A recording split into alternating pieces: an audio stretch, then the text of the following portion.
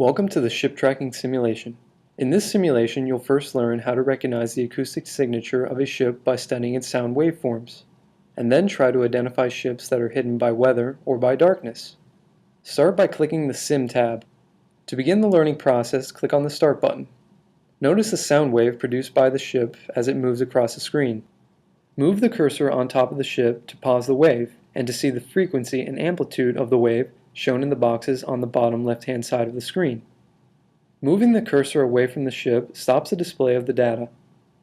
The ship type display on the lower right-hand side of the screen shows the type of the ship that's moving across the screen. Clicking on the moving ship freezes the sound wave data for you to record. The Redo button brings the same ship back onto the screen for additional study. Click the Next button to view the next type of ship. After you have studied all of the types of ships, click the Practice button to apply what you've learned. Read the on-screen directions, then click the Start button. Move the cursor over the target as the ship's target moves across the screen. Once you're ready to identify the ship, click the cursor on the ship's target. Then use the up and down arrows in the ship type display to find the type of ship that matches the acoustic signature.